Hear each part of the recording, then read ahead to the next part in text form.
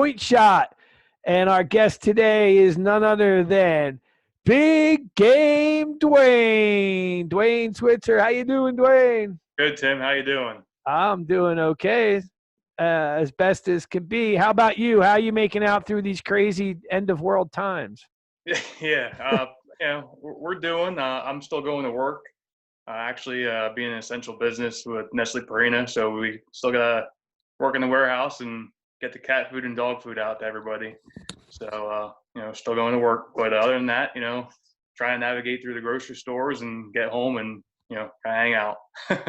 Yeah, it's scary, and you have some youngins that you're taking care of at home too, right? Yeah. We're definitely being careful about how we're going about this. I'm usually the only one leaving the house to go anywhere because I'm already going to work, and my wife can work from home. So, you're breaking up, man. You sounded like a Borg for a minute. You were frozen and broken up. Oh man. Now you're back. So you said you're the only one going outside, really? Yeah, pretty much. Yep. Yeah, that's smart. Everybody's got their own way about them. It's nice that you're still employed, Oh yeah. I'm thankful for that. It's you worry about it, but at the same time, I'm thankful to still be going to work every day and making money, not be sitting at home and worrying about job status and stuff. Yeah, I can get that. We're having some issue with you every now and then. You're going intermittent, but I got the gist of what you're saying. I'll just keep plowing forward here. Okay. Let's get off of quarantine if we can for a little bit. Talk about fun stuff. You got some nice pits at your house. I understand. You have any time to go out and throw? Just a couple of times so far. I'd like to get out a little bit more. Actually, today's a nice day, so maybe tonight I'll go out before it gets dark. But hopefully the weather keeps getting better and warmer, and maybe I'll get out there a little bit more. But I'm looking forward to Quates sometime soon, hopefully. Yeah, eventually. You were introduced to this game by a world champion, Larry, right? Larry Lawrence? Larry Lawrence, yep, that's correct. That's right. Larry won the first singles world championship. What year was that he kind of exposed you to the game? It was back. Well, see, I found out about Quates a little bit back in probably 2008 or so. I was working a weekend shift at the time, and he was talking about the world championships at Bethel, and I'm like, Quates. I'm like, what's that? And I never really dove into it. I kind of regret that. But back in 2013 is when I'm like, hey, you're talking about Quates before. What do you do? And he told me, I'm like, hey, I want to check it out. And he was doing these Friday night throw, you'd get togethers with a couple people from work and stuff. And we would throw Friday nights. So that summer through 2013, I was throwing pretty much every Friday night. I was hooked. And I knew the following year I was going to play in tournaments. And then Larry and I threw in the ProAm that following year in 2014, and the rest is history. I've been throwing USQA tournaments and non-point tournaments ever since. Yeah, how'd you do with Larry at the ProAm? Well, believe it or not, we got knocked out by Storm and Scott Hogue.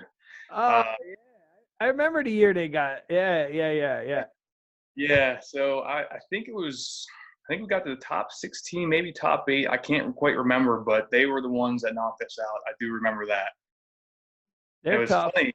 Yeah, it was funny because I'm pretty sure, if I recall correctly, Storm asked his dad to switch with him, and Storm threw Larry.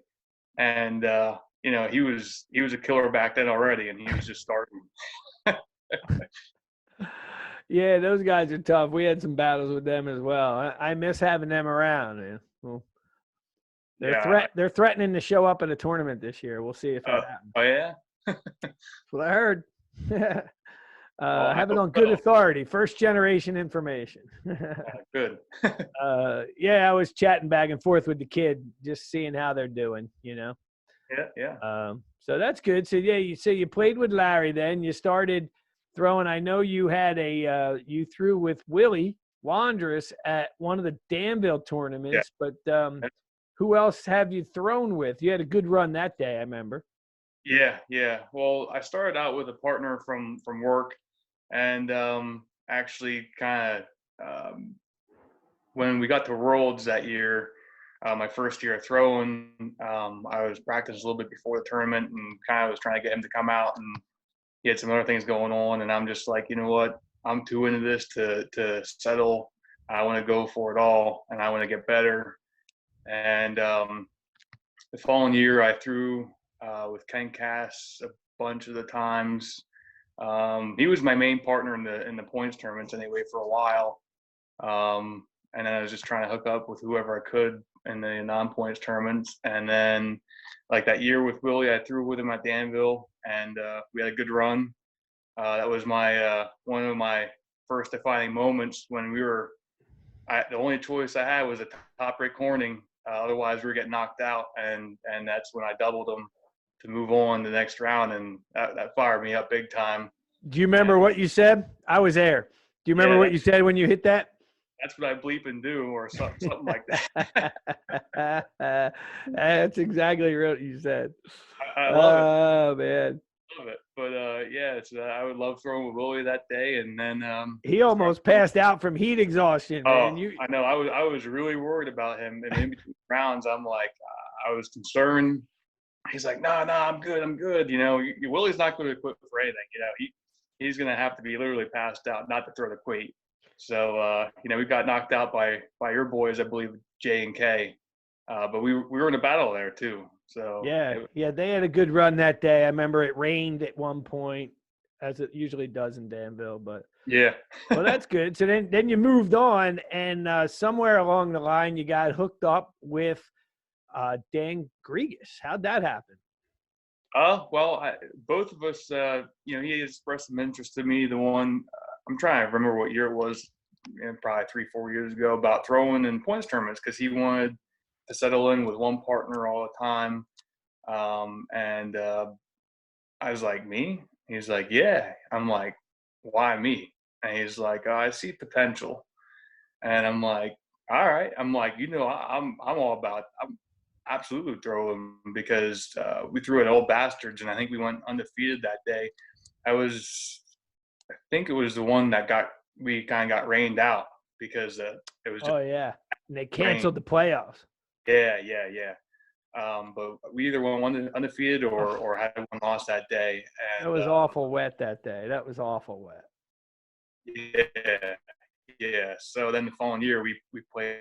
We started out playing at every tournament together in the points, and had success. We in the summer, I believe it was the Summer Open. We beat Beeve and Lyle to win the summer year, and you know, it was just kind of a freight train just starting at that point, because yeah, you guys are banging there. You're there every tournament. It's you're a tough out. Ever since. Yeah, I love playing against you guys, because you know, you better be ready to go and be up for it, and you know it's going to be epic. Especially you know, whether I'm on your side or Dan's side. Man, you guys put pressure on your opponents. It's hard to block you guys out, and you're probably to beat you a lot, you know, like the top 5 or 6 teams to beat you. Someone's going to have to top you at least once. One is, if not both is. It's the only way to get out of it. Yeah. Yeah. Well, that's good. That's good. That's good for you guys, man. It's good for the game too, man. People see that, and they, you know, I like these little conversations, because people, you know, we all need to reconnect. We're kind of stuck in this silly quagmire of quarantine, but there may be a lot of guys out there that know who you are now, but they don't know who you were then, you know, just a guy picking up the game and learning it and paying your dues, you know? Yeah. I mean, I remember after the ProAm with Larry, I was like, oh man, you know, I think we went like 6-4, maybe 7-3, something like that. I can't remember exactly, but I was like, man, I can handle these guys. I'm like, I can do this. And then with my partner and myself, the first points tournament that year. Yeah, we got hammered. Like we might have got 2 wins. I'm like, wow. I thought I'm terrible. I'm like, I thought I was good. And that actually just pushed me even harder. Yeah. And that summer, when I was living in Burnville, I put pits in at my house, and because Larry helped me out with that, I'm like, I gotta practice. I know what I gotta do. I gotta practice. And I was out there religiously, probably almost every day when I could, and just throwing and throwing. And I had almost like an angled shot to begin with, and somehow just naturally it just started to flatten out. And by it was around like Peach Festival singles time that year, I was really starting to feel comfortable with my throw, and it was really starting to come out flat. And I don't know how it changed or what I did to change it, but yeah, it just developed from all those throws. Yeah. Well, practice makes perfect, right? It's Yeah, yeah. At least we but try. there's a lot of, think of all the teams of guys that came out to 1 or 2 tournaments and got blown up, like you did early in your Hmm. career, like I did, like even Willie and Jerry, the ring lords, were talking about their first 2 tournaments. They got their ass handed to them.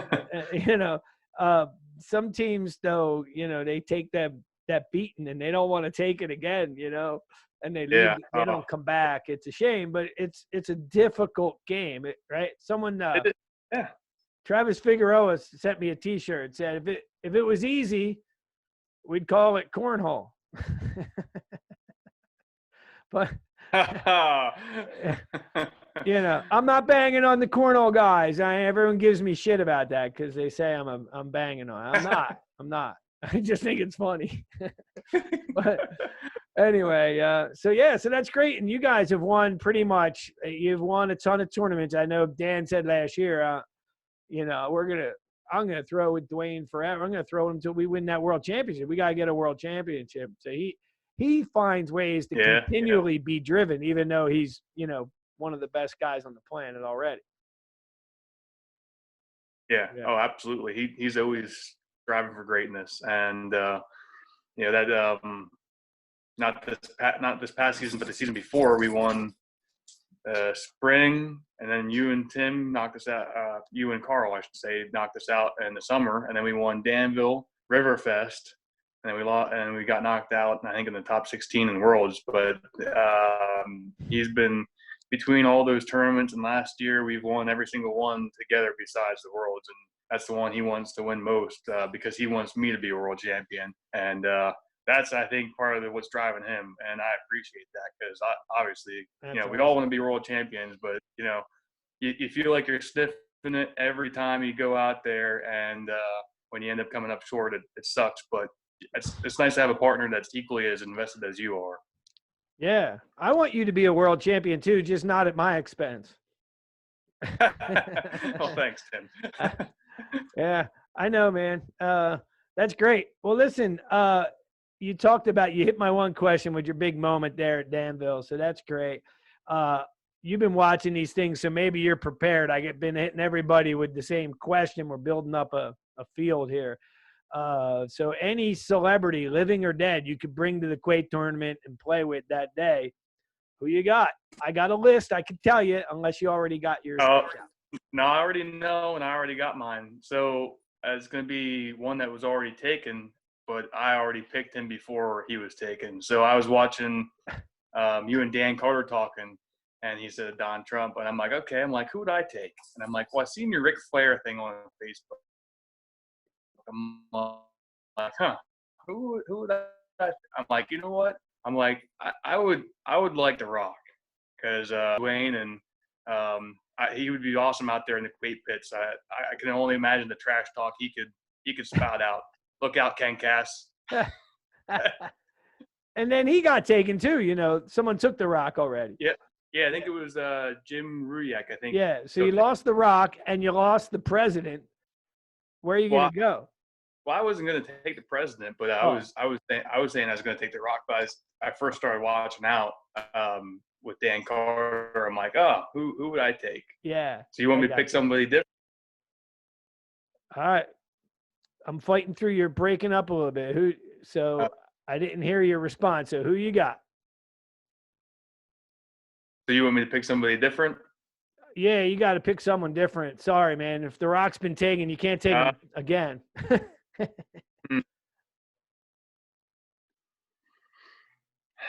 So you've watched all these, and the question still snuck up on you.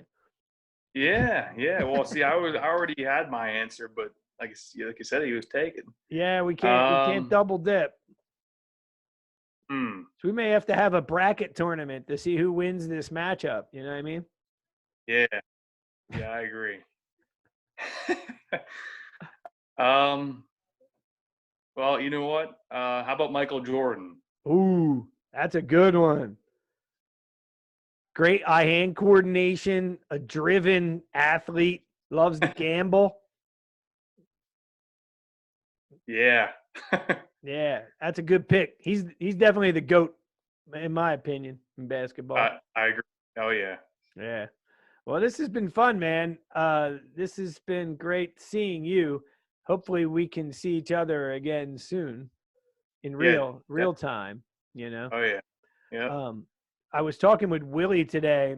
We were kicking around an idea if Pennsylvania gets back to life, and but there's distancing where you can't have large gatherings. It's only 10 people or less. Mm-hmm. We're talking about the format you and I worked on quite a bit for that Tournament of Champions. Yeah. We could do it, 8 round robins of 8 guys at 8 different locations. Boil it down, and then the next week have the second round, make it a 3-week tournament. That could still happen, and we wouldn't violate social distancing. So there's people putting their thinking caps on, trying to come up with games. That's pretty good. I like that idea. That's nice. Maybe we'll have one. We may have to host one at your house. Your wife good with that? We'll pop over there. I mean, obviously, I got to clear it up with her first, but we might be able to make something happen. Well, we got plenty of time before that happens, man. You got any parting shots, any final words for all the Quaders out there? Well, I mean, I just want to say how much I love Quates, and I appreciate everyone that comes out and the camaraderie that everyone has, and just the elite competition that continues to happen from tournament to tournament. It you feel good about when you win in one tournament, and you're only satisfied for a little bit because you're looking towards that next one, because you always know you're going to be challenged. And I just can't wait till we can actually get back at it again, and seeing everybody out there on the Quate pits. Tremendous, man. You're a great guy. You're a great human being. I miss you. I look forward to seeing you again. That's it for this episode of Point Shot, because sometimes, Dwayne, you got to take the point. Yeah. All right. Cocktail hour on 420. See ya.